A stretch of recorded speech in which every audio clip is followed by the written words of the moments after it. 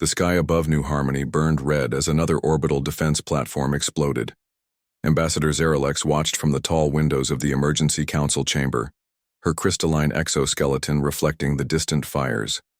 She had lived for 342 cycles, but in all that time she had never imagined the end of her civilization would come so swiftly. "The reports from the outer colonies are the same," said Council Elder Carix. His voice cracked with age and exhaustion. "The Void Swarm has consumed everything in the Cygnus sector. New Harmony is among the last 3 functioning colonies we have left." Zeralex turned away from the window. The Emergency Council, once 50 members strong, had dwindled to just 7. The others had died in attacks or were lost when their home worlds fell. Those who remained looked hollow, defeated. "We have one option left," Zeralex said. She placed a small device on the center of the table. It was a simple thing, barely the size of her palm, but it contained the last hope of the Feralian Confederacy. "We must send the signal."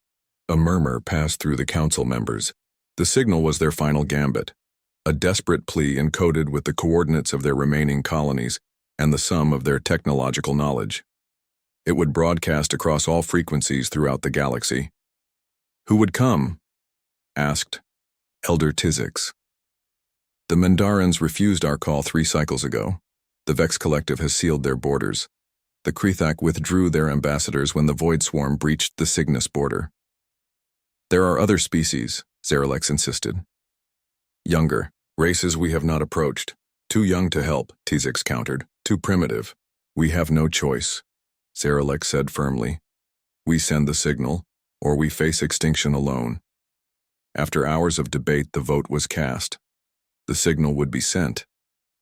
Zeralex carried the device herself to the planetary communications array, the last one still functional on New Harmony. As the signal initiated, she felt a strange mixture of hope and despair. The message was simple: "Help us or we perish." The signal spread across the galaxy, passing through the territories of dozens of advanced civilizations. Most received it. All chose to ignore it. The risk was too great, the distance too vast, the enemy too fearsome. All except one emerging spacefaring race from a small blue planet in the Orion Arm.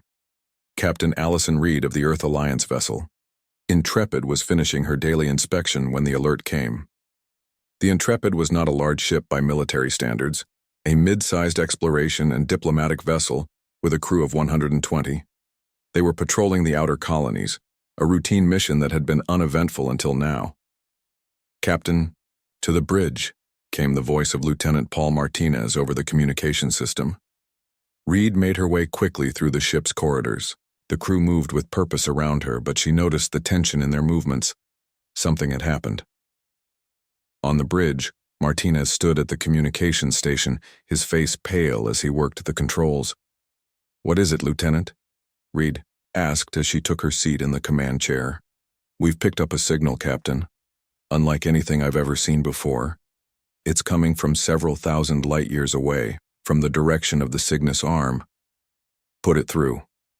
The main screen, filled with strange symbols and diagrams, then translated into text as the ship's computer processed the alien language. "It's a distress call," Martinez said quietly.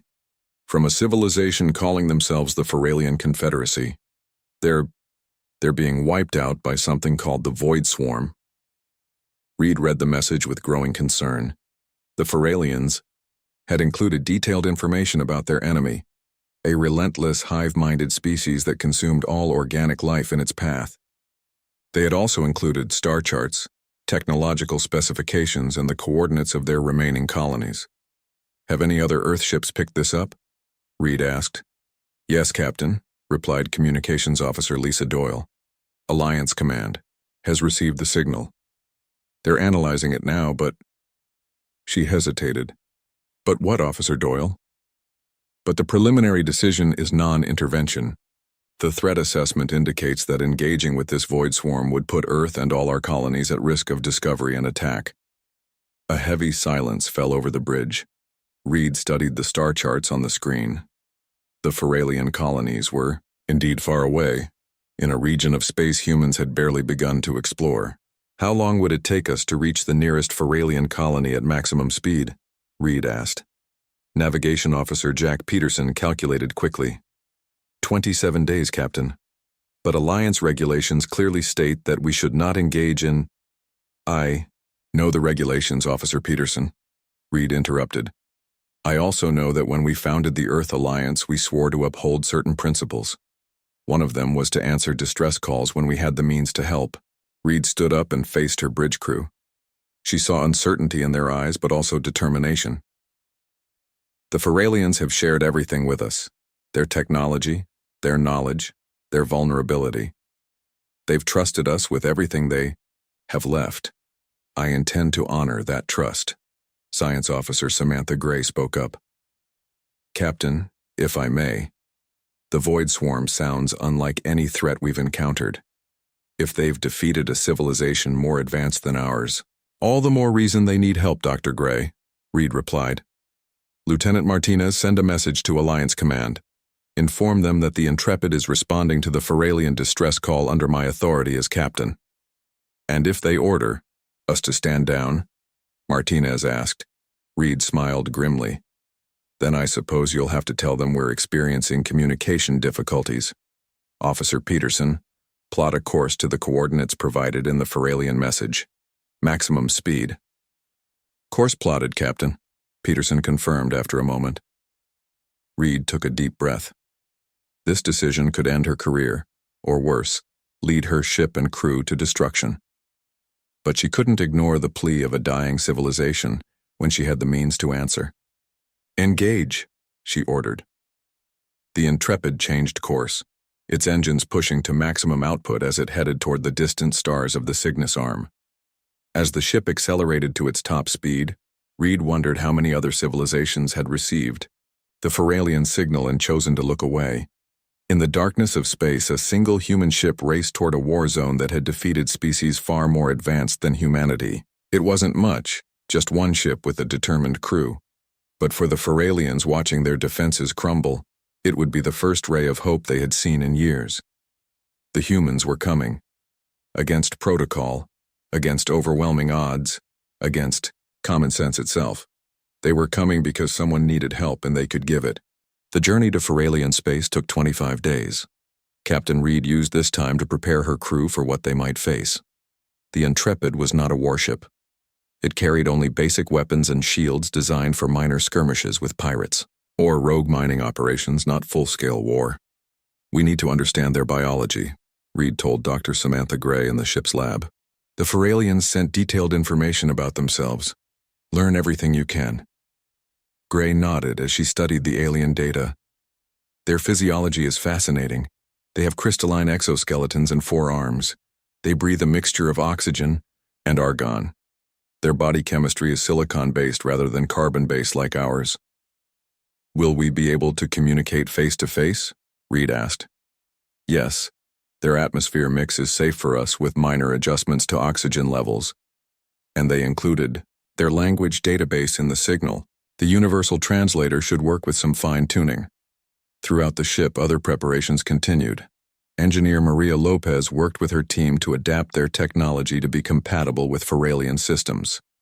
Security Officer Steve Jacobson trained the crew on new defensive tactics based on the information provided about the Void Swarm. Communications with Earth grew strained. Alliance Command had officially ordered the Intrepid to abandon its mission and return to the nearest Earth outpost. Reed had politely acknowledged the order and then continued on course. They'll court-martial you when we return, Lieutenant Martinez warned her privately. If we return, Reed corrected him with a small smile. But some things are worth risking a career for.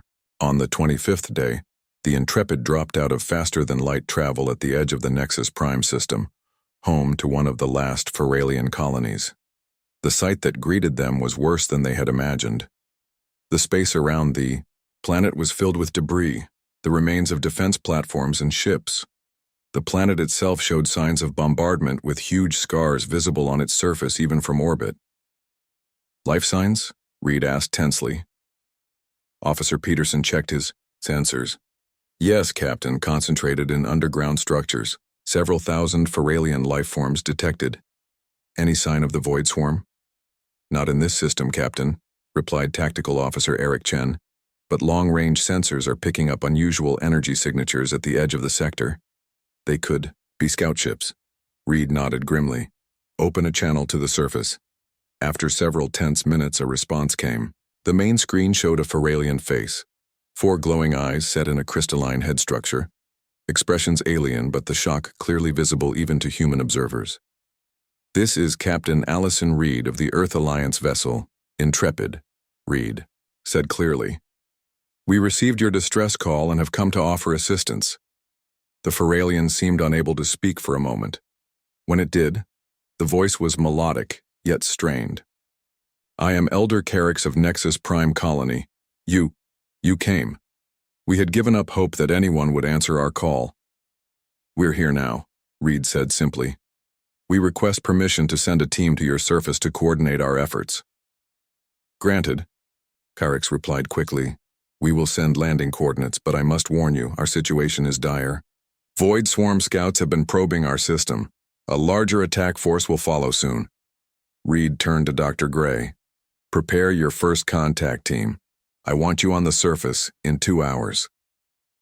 The shuttle journey to the surface was tense. Dr. Gray led a team of 6, herself, Lieutenant Jacobson for security, 2 medical officers, and 2 engineers. They landed in what had once been a grand plaza, but was now a partially collapsed emergency landing zone surrounded by rubble. Elder Carrix met them personally, along with a small group of Feralian officials. Up close, the aliens were both beautiful and strange, standing nearly 7 feet tall with crystalline bodies that caught and reflected light in dazzling patterns. Their forearms moved with fluid grace as they greeted the humans with formal bows. You risk much by coming here, Carrix said as he led them through underground tunnels to the colony's command center. Your species is barely interstellar. We studied your signal transmissions before sending our call. You have only had faster-than-light travel for 80 of our cycles, less than 50 of your Earth years. That's true, Dr. Gray acknowledged. We're young compared to many galactic civilizations. Then why? Asked a female Feralian who introduced herself as Science Director Mila. Why would you come when the Mendarans and the Vex Collective, races with thousands of years of space travel, chose to ignore our plea? Lieutenant Jacobson, normally quiet during diplomatic meetings, spoke up. Because you needed help, and we could give it. The simple answer seemed to puzzle the Feralians, but they had no time to discuss philosophy. In the command center, dozens of crystal beings worked at control stations monitoring the planet's remaining defenses. The colony shields are failing, Mila explained, showing them a holographic display of the planet. We have perhaps 5 days before they collapse completely. Our population is down to 12,000 individuals. Once we numbered billions across 7 worlds. What exactly are we facing? Jacobson asked. Your distress signal mentioned the Void Swarm, but we need more tactical information. Carrix gestured, and a new hologram appeared. A massive cloud of what looked like insectoid ships moving as one organism. They are a collective consciousness. Each individual drone is part of a greater mind. They consume organic matter and convert it to create more of themselves. They learn and adapt with frightening speed. Back on the Intrepid, Maria Lopez received the data transmitted from the surface team.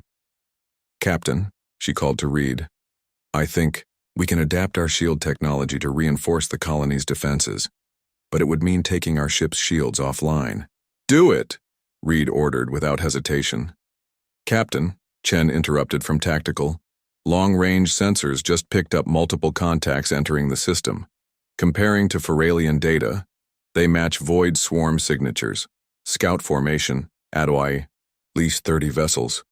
Reed felt the weight of command more heavily than ever before. They were one ship against an enemy that had defeated an entire civilization. The smart move would be to evacuate as many Feralians as they could carry and retreat. But retreat where? How far would they need to go before the Void Swarm stopped? Chasing? And what about the thousands of Feralians they couldn't evacuate? Send a message to the surface team, Reed decided. Tell them about the incoming scouts. Then transmit a message on all frequencies used by spacefaring races in this sector. What message, Captain? Martinez asked. Reed stood straight, her decision made. Tell them that humanity stands with the Feralians of Nexus Prime, and we call upon any civilization with conscience to do the same. Captain Reed's message spread across the sector, bouncing from relay to relay. For 3 days there was no response. The Intrepid's crew worked around the clock to reinforce the colony's shields and prepare defenses. The Void Swarm scouts circled the outer system, seemingly gathering information but not yet attacking.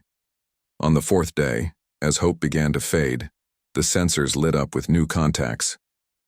"Captain," Martinez called out, his voice filled with surprise. "We have ships entering the system. 5 vessels of unknown configuration." Reed rushed to the bridge. "Are they Void Swarm?" "Negative," Chen replied from Tactical. "Completely different energy signatures, and they're broadcasting on our frequencies." The main screen activated to show an alien face, smooth gray skin with 4 eyes arranged in a diamond pattern. "This is Overseer Zal of the Mandarin Shield Fleet," the alien said in a surprisingly musical voice. "We received your transmission, Earth vessel. The Mandarin Conclave has voted to offer assistance." Reed could hardly believe what she was hearing. According to the Feralians, the Mandarins had ignored their pleas for help. "We welcome your assistance, Overseer Zal," she replied carefully. "But I was under the impression that the Mandarin people had chosen non-intervention in this conflict." The alien made a gesture that might have been the equivalent of a shrug. "That was the decision of our previous leadership. Your message was widely distributed among our people. There was significant pressure to reconsider." Before Reed could respond, another signal came through. The new face on the screen belonged to a being that looked like a giant insect, with compound eyes and moving mandibles. "Earth Captain Reed. I am Queen Commander Vextrick of the Collective," the insectoid being clicked. "Your actions have caused much debate among our hive councils. We have decided to deploy our computational battle fleet to your position." Within hours, the system was filled with ships from 3 more species: the gaseous Krithak in their spherical vessels, the aquatic Jural in ships that resembled giant shells, and the plant-based Arbor Communion in living ships grown from massive trees. The Intrepid's small conference room could barely hold all the representatives.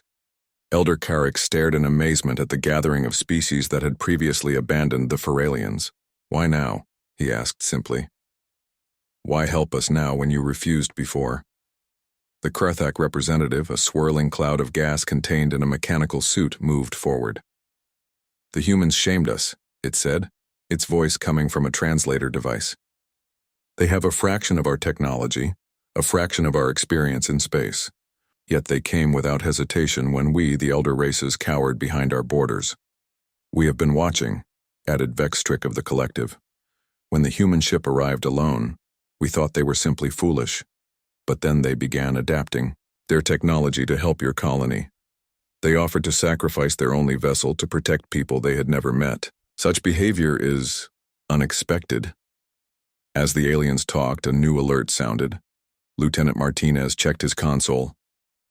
"Captain, we're picking up a transmission from Earth direction." The face that appeared on the screen made Reed stand straighter. "Admiral Wilson." "Captain Reed," the Admiral said. Her expression was stern, but there was a hint of something else. Respect, perhaps. "You've violated direct orders and taken the Intrepid into hostile territory without authorization." "Yes, ma'am," Reed acknowledged. "I take full responsibility for my actions." "Good." Wilson nodded. "Because those actions have triggered the biggest diplomatic event in Earth's history. The Feralian distress signal reached us, but our leadership was divided on how to respond. Your decision forced the issue." The Admiral's image widened to show a massive bridge of a much larger vessel. "The 7th Fleet has been mobilized. We're 8 days out from your position with 12 ships and supplies. Earth has formally recognized the Feralian Confederacy and pledged support against the Void Swarm threat." After the transmission ended, the room was silent. Then Elder Carrick turned to Reed. "Your people are coming too?" Reed smiled. "Humans can argue endlessly about the right course of action, but once one of us makes a move, others tend to follow, especially when it's about helping those in need." With representatives from 7 species now gathered, a plan began to form. The Mandarins offered their gravity manipulation technology to slow enemy movements. The Vex Collective provided their unmatched computing power to predict void swarm tactics. The Krethak shared energy weapon designs that could disrupt the enemy's silicon-based biology. On the colony surface, Dr. Gray worked with Science Director Mila to establish a joint research facility. The void swarm adapts quickly, Mila explained. Conventional weapons work briefly, then they develop immunity. Then we need to understand them better, Gray said. She and her team began analyzing the biological samples the Feralians had collected from previous encounters. As they worked, Security Officer Jacobson coordinated with the alien military leaders to organize the defense of the colony. We need to buy time, he told them. Earth reinforcements are coming, but the swarm scouts have already called for their main fleet. In orbit, Engineer Lopez collaborated with alien technicians to integrate their various technologies. The problem is making all these different systems work together, she explained to Captain Reed. Each species developed their technology in isolation. Find a way, Reed encouraged her. We don't need perfect integration. We just need enough to survive the first wave. The unlikely alliance worked around the clock. Species that had never cooperated before found common ground in the face of extinction. Human adaptability proved valuable as they helped bridge the gaps between the vastly different alien technologies and approaches. While the military preparations continued, something unexpected happened on the surface. The aliens began to talk to each other, not just about the war but about culture, philosophy, and history. Mealtimes became impromptu diplomatic sessions, as species that had avoided each other for centuries found themselves breaking bread together. Your species is strange, Elder Carix told Reed one evening as they watched humans and aliens working side by side. You have none of our advantages. Not the Mandarin's mastery of gravity, not the Vex's perfect memory, not the Krethak's energy manipulation. Yet you brought us all together when we could not do it ourselves. Reed considered this. Maybe that's because we're still learning. We don't assume we have all the answers. When we face something we don't understand, we look for help. On the 7th day, the long-range sensors detected a massive energy signature at the edge of the system. The Void Swarm main fleet has arrived, Chen announced grimly on the bridge of the Intrepid. Estimated 5,000 vessels, heading directly for Nexus Prime. The Alliance had perhaps 100 ships combined. The odds were overwhelming. Reed opened a channel to all Allied vessels. This is Captain Reed. The enemy will reach our position in 6 hours. Earth reinforcements are still 30 hours away. We stand together or we fall alone. Across the communication network, alien voices responded one by one. The Mandarin shield stands with you. The Vex Collective commits to battle. The Krethak illumination joins your defense. As the massive enemy fleet approached, the Allied forces took their positions around Nexus Prime. For the first time in galactic history, 7 different species prepared to fight as one. The Void Swarm approached like a dark cloud spreading across space. Their ships moved together in perfect harmony, thousands of vessels flowing like a single organism. The Allied fleet looked tiny in comparison, barely 100 ships of different sizes and designs arranged in a defensive formation around Nexus Prime. On the bridge of the Intrepid, Captain Reed watched the enemy approach on the main screen. The plan they had created was risky, but it was their only hope of surviving until Earth reinforcements arrived. All ships report ready, Lieutenant Martinez said from his station. Reed nodded. Signal the Mandarin vessels to activate their gravity wells. The 5 Mandarin ships moved to predetermined positions and activated their unique technology. Massive distortions in space-time appeared, creating areas where the laws of physics bent and warped. The front section of the Void Swarm slowed as they hit these invisible barriers. It's working, Chen reported from Tactical. The main force is being delayed, but the gravity wells won't hold them for long. They don't need to, Reed replied. They just need to break the swarm's formation. Signal the Krethak energy ships to target the separated groups. The spherical Krethak vessels moved forward, their hulls glowing with building energy. They released pulses of blue-white power that tore through the first wave of Void Swarm ships. Several dozen enemy vessels exploded or drifted powerless. The Vex computational analysis was right, Martinez said excitedly. The Krithak energy weapons are effective against the swarm's biological components. But the victory was short-lived. The remaining swarm ships quickly changed their approach, altering their shields to absorb the energy blasts. They're adapting already, Chen warned. The Krithak weapons are losing effectiveness. That was expected, Reed said, though her heart sank. Proceed with Phase 2. Signal all ships to fall back to secondary positions. The Allied fleet pulled back closer to the planet as the Void Swarm pushed through the gravity wells. The enemy now moved in smaller, more agile groups rather than one mass. On the surface of Nexus Prime, Dr. Gray worked frantically with Science Director Mila in the research facility. They had been studying the Void Swarm samples non-stop, looking for any weakness they could exploit. There's something odd about their communication system, Gray said, looking at the data on her screen. The individual drones send signals to each other through some kind of quantum entanglement, but there's a pattern to it. Mila moved her forearms rapidly, inputting commands to enhance the data visualization. Yes, I see it too. All commands seem to originate from specific ships, coordinator nodes. Gray looked up suddenly. That's it. If we can identify and target those coordinator nodes, we might be able to disrupt their hive mind temporarily. She grabbed her communication device. Gray to Intrepid. We've found something. The swarm has coordinator ships that direct the others. If we can knock those out, it might confuse the rest. In orbit, the battle grew more intense. The Vex Collective, ships with their advanced computing capability, had identified the likely coordinator nodes based on Dr. Gray's discovery. But reaching them wouldn't be easy. They're protected in the center of the swarm formations, Chen explained, pointing to the tactical display. We can't get to them with conventional attacks. Security Officer Jacobson, who had returned to the Intrepid from the surface, stepped forward. What about an infiltration mission? A small, fast ship might be able to slip through their lines. That would be suicide, Martinez objected. Not necessarily, Lopez said from engineering. I've been working with the Krithak energy specialists. We might be able to modify one of our shuttles with their cloaking technology. It wouldn't be perfect, but it might get close enough. Captain Reed considered the options. The main battle wasn't going well. Despite their combined technologies, the Allied fleet was being slowly overwhelmed by the sheer numbers of the Void Swarm. Several ships had already been destroyed, and others were badly damaged. Do it, she ordered. Prepare the shuttle for an infiltration mission. We need volunteers. Jacobson immediately stepped forward. I'll lead the team, Captain. I'll go too, Lopez said.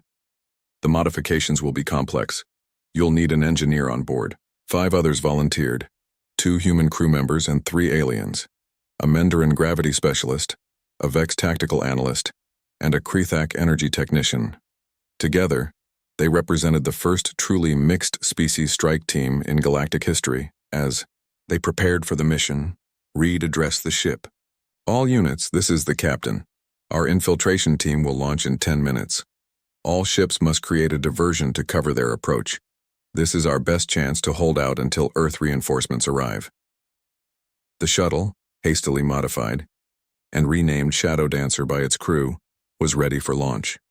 It was barely recognizable, covered in Krithak energy-absorbing materials and Mendarin gravity distortion devices.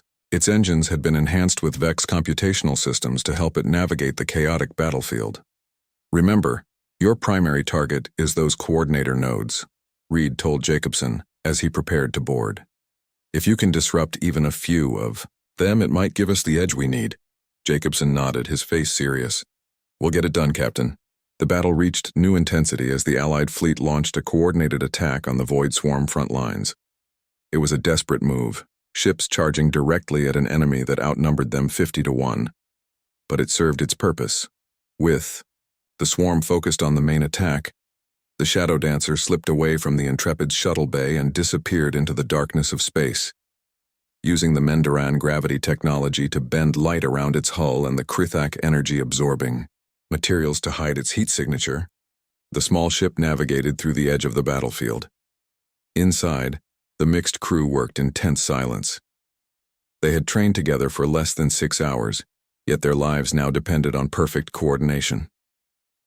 Approaching the first target, the Vex analyst announced, their compound eyes fixed on the tactical display. Enemy coordinator node at bearing 121 by 45. Jacobson guided the shuttle towards the massive void swarm ship. Unlike the drone vessels, the coordinator was larger and surrounded by a protective screen of smaller craft. "Ready the disruptor," he ordered Lopez. She nodded, finalizing the settings on the weapon they had cobbled together from parts of all 5 species technology. "Disruptor charged, but we'll need to get closer, much closer." As they approached the first coordinator node, alarms suddenly blared throughout the shuttle. "We've been detected," the Mendaran specialist called out. "Enemy ships changing course. To intercept." Jacobson gripped the controls tighter. "Hold on. We're going in." The Shadow Dancer plunged toward the heart of the void swarm as the main battle raged behind them. The Shadow Dancer raced toward the coordinator node with void swarm ships closing in from all sides. Inside the shuttle, the mixed crew worked frantically to keep their systems running. "Shields failing," reported the Krathak technician, its gaseous form swirling anxiously inside its containment suit. Lopez's hands flew over the engineering controls, rerouting power from life support. "We only need enough air for the next 10 minutes anyway." Jacobson piloted the shuttle through the swarm of enemy vessels, using every trick he had learned in his years of service. The Mendaran gravity specialist created small distortions in space to help them dodge the worst of the enemy fire. "We're almost in range," the Vex analyst announced. 300 meters to optimal firing position. A violent impact rocked the shuttle. Warning lights flashed across every console. "Hull breach in the rear compartment," Lopez called out. "Sealing emergency bulkheads." Jacobson gritted his teeth. "Is the disruptor still operational?" "Yes, but we'll only get one shot. That's all we need." They approached the massive coordinator node, a ship 3 times the size of the Intrepid, covered in strange organic growths and pulsing with eerie light. Smaller void swarm vessels swarmed around it protectively. 200 meters, 100, were in range. Lopez activated the disruptor. The cobbled-together weapon drew power from every system on the shuttle, causing lights to flicker and engines to stutter. A beam of energy unlike anything seen before, a combination of human ingenuity, Krithak energy manipulation, Mendaran gravity distortion, and Vex computational precision, shot from the Shadow Dancer and struck the coordinator node. For a moment, nothing happened. Then the node's pulsing lights faltered. The smaller ships around it suddenly broke formation, moving erratically. "It's working," Lopez shouted. Jacobson immediately turned the shuttle toward the next target. "We need to hit as many as we can." Before, another impact cut him off. This time the shuttle spun violently as one of its engines exploded. "We're losing power," Lopez reported grimly. "We can't reach the next target." The Mendaran specialist moved forward. "There is another way. If we overload the disruptor and the gravity generators simultaneously, we could create a cascading effect. It would disable multiple coordinator nodes. That would destroy the shuttle," the Vex analyst pointed out. "Yes," the Mendaran agreed quietly. "It would." Silence fell over the cramped cabin as everyone understood what this meant. There would be no return trip. Jacobson looked at each member of his diverse crew, beings from 5 different species who had never worked together before this crisis. "It's your call. We can try to make it back or we can finish the mission." One by one they nodded. "For Nexus Prime," the Krethak technician said. "For all our peoples," added the Vex analyst. Lopez began the modifications to overload their systems. "It will take 2 minutes to set up. After that, we'll have 30 seconds before detonation." Jacobson opened a communication channel to the Intrepid. "Shadow Dancer to Intrepid. We've successfully disrupted 1 coordinator node. We're going to take out more, but we won't be coming back. Tell Captain Reed. Tell her it was worth it." On the bridge of the Intrepid, Captain Reed received the message with a heavy heart. Understood, Shadow Dancer. Your sacrifice will not be forgotten. She turned to Martinez. Signal all ships. Prepare to attack the moment we see disruption in the swarm formations. The battle had been going badly for the Allied fleet. Nearly 20 ships had been destroyed, and many others were damaged. The Void Swarm continued to advance, adapting to each new tactic the Allies attempted. Then, suddenly, a massive explosion lit up space near the center of the enemy fleet. The blast was unlike anything they had seen before. A strange mixture of energy and distorted space-time that spread outward in rippling waves. The effect on the Void Swarm was immediate and dramatic. Hundreds of ships stopped moving in coordinated patterns and began drifting aimlessly or flying in random directions. Others actually turned on each other, firing weapons at nearby swarm vessels. The Shadow Dancer did it, Chen said quietly. They disrupted the hive mind. Reed stood up. All ships, this is Captain Reed. Attack now while they're disorganized. The Allied fleet surged forward, targeting the confused enemy vessels. The Mandarin ships created gravity wells to trap groups of enemy ships. The Krithek vessels fired energy weapons at the trapped targets. The Vex Collective ships used their computational power to predict which enemy vessels would recover first and prioritized them for attack. For the first time since the war began, the Void Swarm was retreating, not in an organized withdrawal, but in a chaotic, every ship for itself flight. As the Allies pressed their advantage, new alerts sounded on the Intrepid's bridge. Captain, multiple ships dropping out of faster-than-light travel, Martinez reported. It's the Earth 7th Fleet. The main screen showed 12 human vessels appearing at the edge of the system, led by the massive dreadnought Dauntless. They immediately joined the battle, their weapons targeting the retreating Void Swarm ships. Within hours, it was over. The remaining swarm vessels had either been destroyed or had fled the system. The Allied fleet gathered around Nexus Prime, battered but victorious. 3 days later, representatives from all 7 species gathered in the Grand Hall of the Feralian colony. The room had been hastily repaired for the historic occasion. Admiral Kate Wilson of Earth stood beside Elder Carrix as they signed the first draft of what would become known as the Galactic Concordat, a mutual defense and cooperation agreement between their peoples. Today marks the beginning of a new era, Carrix said to the assembled delegates. For too long, the advanced civilizations of our galaxy lived in isolation, believing that safety came from avoiding contact with others. The Void Swarm proved that isolation is not safety, it is merely delayed destruction. Admiral Wilson stepped forward. Humanity is young compared to many of you. We have much to learn, but perhaps we have something to teach as well, that we are stronger together than apart. Captain Reed, standing with the surviving members of her crew, felt a mix of pride and sadness. The victory had come at a heavy cost. The Shadow Dancer and its brave crew were gone, along with many others who had fought in the battle.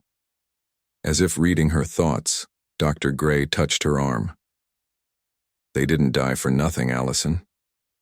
No, they didn't, Reed agreed.